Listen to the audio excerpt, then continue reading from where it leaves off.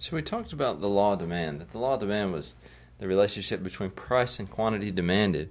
We said that the relationship between price and quantity demanded is a negative relationship, that when price goes up, the quantity demanded goes down, and when the price goes down, the quantity demanded goes up. But we didn't talk about how much. We didn't talk about how sensitive consumers might be. So what we're going to do in Chapter 5 is look at a measure of sensitivity. It's called an elasticity. So we're going to define elasticity of demand, and we're going to learn how to interpret the measures of elasticity in terms of being elastic or inelastic. So inelasticity in general is a measure of sensitivity. It says, how does one variable change in response to changes in another variable? In this case, we're talking about how quantity demanded changes in response to a change in price. There might be other measures of demand or measures of elasticities that we could be interested in. The sensitivity of demand to income, the income elasticity, cross-price elasticity, how sensitive are substitutes or complements to changes in the prices of other goods.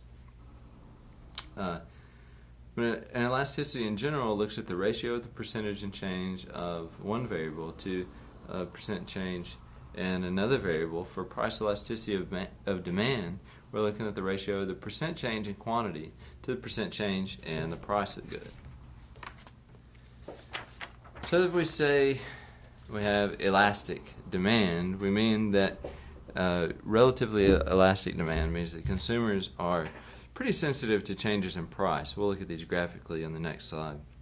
And perfectly elastic means that they are infinitely sensitive, that changing the price is going to cause people to not buy at all. We'll see that illustrated on the next page. We'll talk about that more in perfect competition later on. Inelastic demand, or relatively inelastic demand, means that consumers are not very sensitive to price changes. So we think about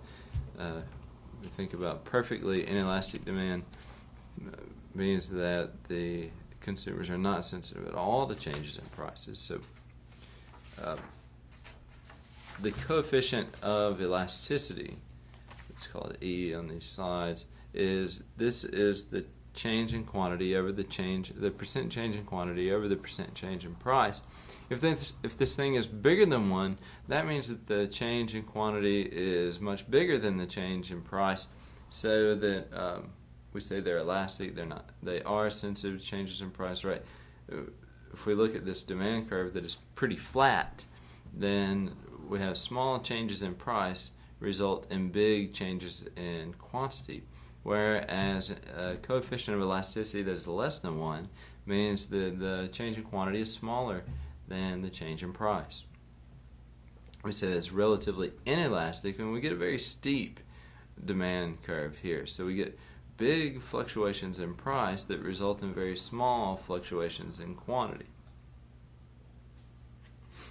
We mentioned the idea of perfect elasticity, this perfectly elastic demand curve, where even if you raise the price 1 penny, it will go to 0. So we get something that we can't compute mathematically there. We get the change in quantity is the percent change in quantity kind of blows up. So we get something that's equal to infinity. The perfectly inelastic demand curve means that we can get big changes in price without getting any change at all on the quantity demanded. So what determines whether a demand curve for a particular good or service is more or less elastic or more or less inelastic? Think about things that may have inelastic demand. We've mentioned gas in some of our discussions, gasoline for our car. That price fluctuates a lot, and people don't tend to change their behavior very much. The price may be up or down, 5 or 10%, and nobody pays much attention. I recently had an experience with the copay on my son's asthma medicine going from $25 to $40, which is a 37.5% increase in price. However, our family didn't change our consumption of this particular medication. There aren't a lot of good substitutes available, and so that when there's a big price change, or a relatively large percentage change in price, there was absolutely no percentage change in our consumption of asthma medicine.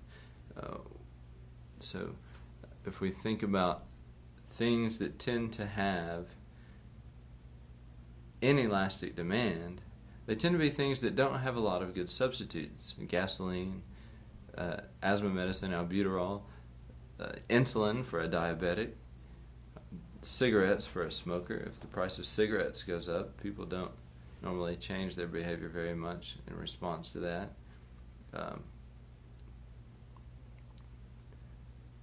We have other things like cereal or fast food meals that have a lot of substitutes that may have more elastic demand curves. So we think about the number one thing that determines price elasticity is the number and availability of substitutes. The more substitutes available, the more elastic the demand curve. The fewer substitutes, the more inelastic. The share of the budget spent on the good. The little pack of Wrigley's gum goes from 25 cents to 50 cents. That's a 100% increase in the price of the good, and people don't seem to respond a whole lot in their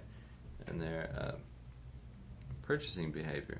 Big increase in price, a small change in quantity demanded, and it's possibly because there's such a small proportion of the budget that is spent on that good. Alternatively, if we think about a 100% increase in something like a $20,000 car, that's the price of the car going from $20,000 to $40,000. We can expect a lot of a big change in behavior from that. So the bigger proportion of our budget spent on the good, the more elastic, the more sensitive consumers are to those changes in price. The less amount of our budget spent on the good, the more inelastic. Finally, the time or duration of the price change is something we expect to influence the elasticity of the good. We mentioned people being pretty insensitive or having pretty inelastic demand for gasoline, and the price of gas fluctuates every day and people don't change their behavior a whole lot. But one thing that we did observe once in the 70s and once again in kind of the 2000s is that if the price of gas goes up and stays up for a long period of time, then people do respond to that. So the longer the duration of a price change, the more likely people are to be sensitive to that price change. We saw that when the price of gas went up, people changed their consumption of automobiles. Instead of buying the bigger sedans and gas guzzlers that were popular before, they changed to more smaller, more fuel-efficient cars. And then in the 2000s, we saw the price of gas go up. The SUV sales went way down, and things like hybrids were introduced. More electrical-based or alternative energy sources were introduced, and consumers were buying those. All around more fuel-efficient cars when the price of gas went high up and was sustained there for a matter of years, and in fact has never really gone back down, right? So those things that determine price elasticity of demand are going to be the more substitutes, the more elastic. The bigger the share of the budget, the more elastic. And the longer the duration, the more elastic demand. So that's the best way I can think to remember that. So make sure you do your homework for Chapter 5. And thank you.